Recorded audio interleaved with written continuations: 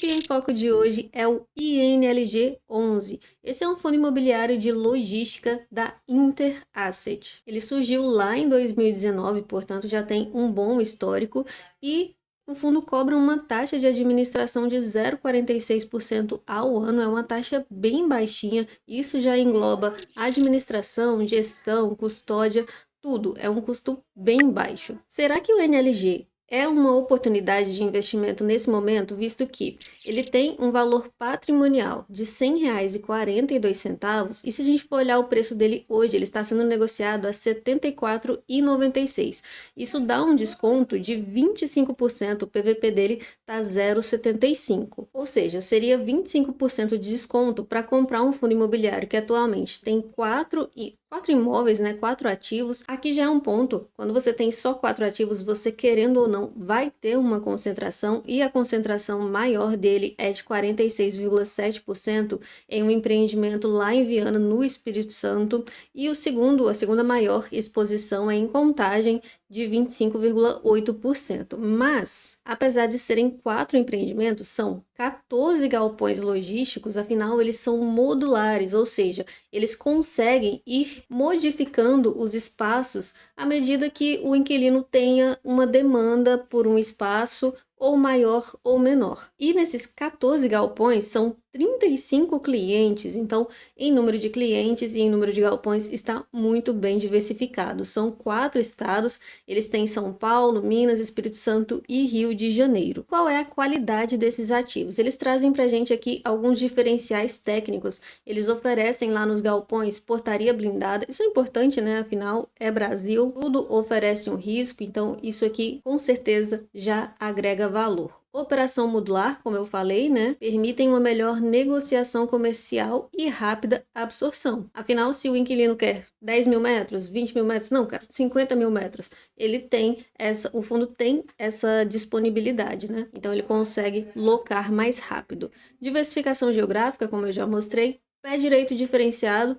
Eu não achei diferenciado, todos os galpões, todos os fundos que eu analiso aqui são 12 metros, mas sim, é uma excelente altura para galpão logístico, né? Se precisarem fazer aí um armazenamento vertical e aquelas máquinas também são muito altas. Base de apoio, edificações como restaurante, portaria, serviços de jardinagem, limpeza, manutenção em geral. Restaurante, portaria, estacionamento, tudo isso eu acho essencial em um galpão logístico, afinal eles ficam um pouquinho afastados ali, ainda que sejam muito bem localizados. Os funcionários que trabalham aí, eles precisam ter esse tipo de serviço ali para não precisar pegar a rodovia para voltar para casa e aí vai muito tempo. Então, esse tipo de serviço acho muito legal do fundo oferecido. Os galpões ali, né? O empreendimento de uma forma geral. Carga de piso, todos com 6 toneladas. É melhor você ter e não precisar do que precisar e não ter. Às vezes o inquilino, para a operação dele, ele não precisa desse piso, mas quando ele sair, pode que o outro precise e já está lá. E aqui os ativos em si.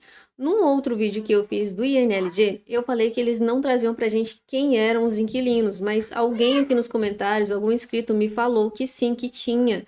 E eu não tinha visto, gente, é sério, tá muito bem exposto aqui, eu que realmente não tinha visto. Olha, eles trazem alguns, não trazem todos, mas trazem os principais de cada galpão. E a gente tem aqui, ó, classe A, importantes, aqui são 2 galpões, 18 módulos, são 7 clientes nesse empreendimento, não tem vacância física, tem contratos tanto atípicos quanto típicos. Isso é bom, né? O fundo tem uma parte ali que é muito previsível e tem uma parte que ele consegue fazer correções de acordo com a região onde ele está inserido. Aqui também 0% de vacância. Esse fundo não tem vacância. Esse é em Minas também, é um classe A, são 6 galpões, 16 módulos, 9 inquilinos aqui. Lembrando que o fundo ele não tem 100% dos galpões, tá? Ele tem participação. Esse aqui, por exemplo, é 80%, esse aqui 80% também, 46,25 nesse e 22,10 nesse outro aqui. No último relatório gerencial publicado, eles trouxeram algumas informações. Por exemplo, vacância. Como eu falei,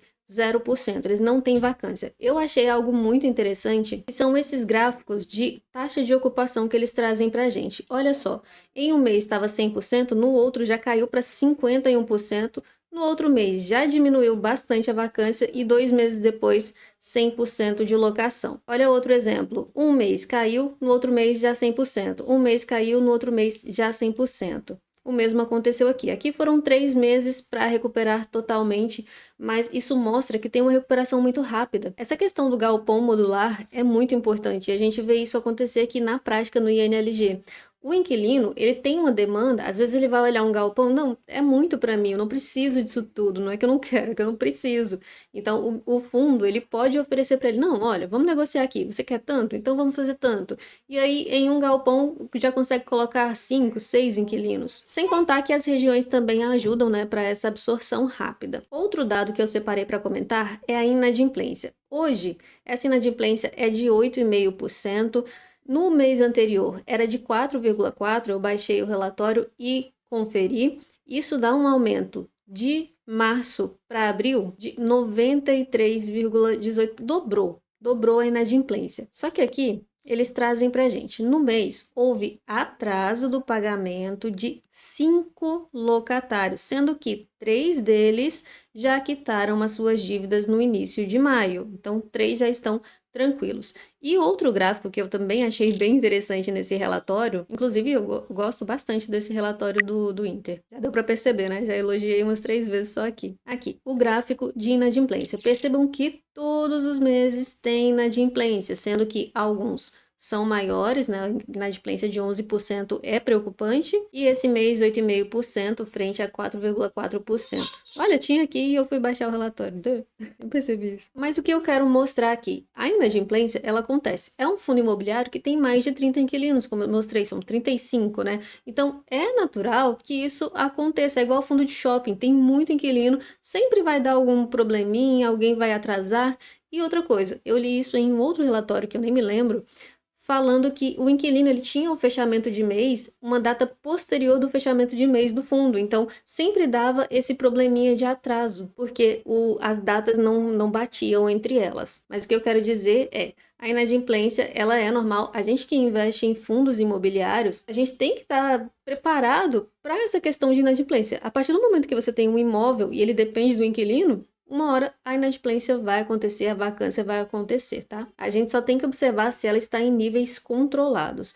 E aqui, no gráfico do INLG, a gente vê que está controlado. Mais algumas informações aqui, o fundo atualmente tem 18 mil cotistas, o patrimônio líquido é de 453 milhões de reais. Eu trouxe também um informe mensal aqui do INLG, Interlogístico, para a gente ver como é que está a alavancagem do fundo, tá? Ele tem um passivo aqui de 85,7 milhões de reais, que é por obrigação de aquisição, mas ele tem também valores a receber, como eu disse. Eles venderam um imóvel lá em Goiânia e ainda estão recebendo, se eu não me engano, ainda tem uma parcela a receber. Fazendo uma continha aqui, ó, a gente pode pegar 85 e a gente pode colocar aqui, então, Ctrl+C, Ctrl+V, dividir esse valor pelo ativo do fundo, que atualmente é 542 milhões e meio. A gente tem uma alavancagem atualmente de 15,79, mas essa é a alavancagem bruta. E o fundo tem uma estratégia de renovação do portfólio, então com certeza vai vir mais venda por aí, com certeza vão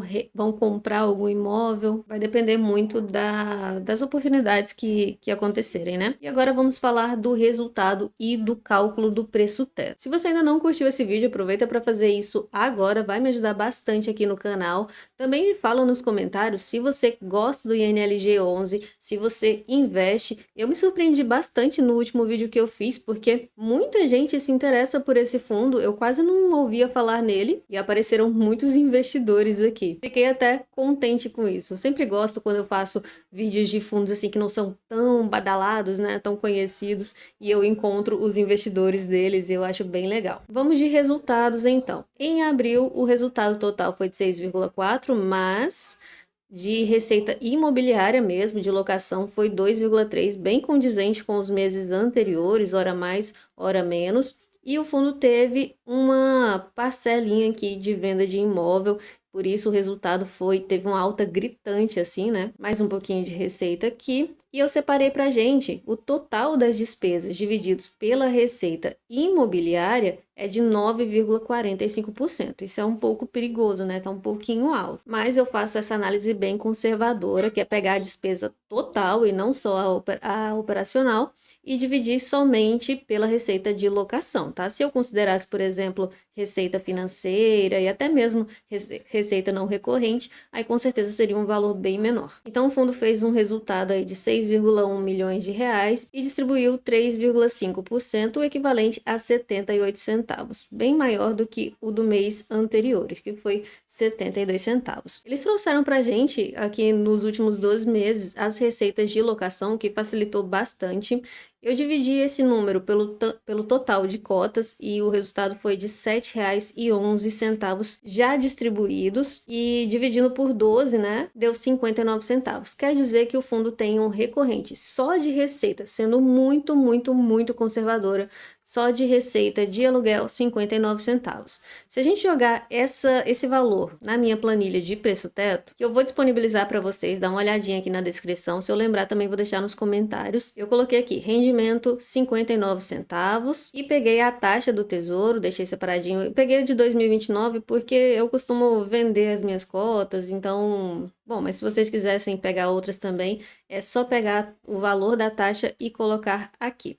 E aí eu coloquei aqui, vamos ver, um prêmio de 1%. Se você acha que um prêmio de 1% está legal, você pode pagar até R$ 85,40. Mas eu acho muito pouco para qualquer fundo imobiliário. Um prêmio de apenas 1% é melhor investir na renda fixa. Então vamos ver, 2%. Aí você poderia pagar até R$ 76,21. Vamos ver se 3% ele paga. 3% ele não paga, o valor seria R$ 68,80. 4% se você considera que tem poucos imóveis, tem concentração, tem inadimplência, então você poderia pagar somente até R$ 62,71. Mas a gente pode vir aqui, eu separei também esse gráfico aqui. Eles têm uma previsão de esse ano distribuírem até dezembro, tá escrito aqui, ó, até dezembro, R$ 9,21. E se você dividir esse valor por 12 meses, 9,21 dividido por 12 meses, 76 centavos. Então a gente pode colocar aqui 76 centavos, 0,76. E aí você conseguiria um prêmio, olha só, de até 4%. Poderia pagar até 80,78. Vamos ver se pagaria ainda mais. Não pagaria, mas 4,5. E seria uma rentabilidade de 11,79% ao ano. Você poderia pagar até 77,35. Teria ainda 3% de desconto até o preço teto. Tem que levar bastante coisa em consideração, né? Tem que levar em consideração o seu perfil de investidor, tem que fazer uma análise completa se esse fundo é condizente com a sua carteira, se ele cabe na sua carteira, se você já tem uma diversificação com outros fundos imobiliários. Esse fundo, ele está passando por uma transição, né? Eles têm uma estratégia de renovação do portfólio, já venderam um imóvel, provavelmente vão acabar vendendo outro, comprando algum outro, nunca se sabe, né, o que se passa pela cabeça da gestão. Mas enfim, eu gostaria de saber de você. Você é cotista do INLG? Você pretende ser? Está estudando? Está interessado? Conta aqui nos comentários. Aproveita também para curtir esse vídeo, se inscrever no canal e a gente se vê no próximo vídeo.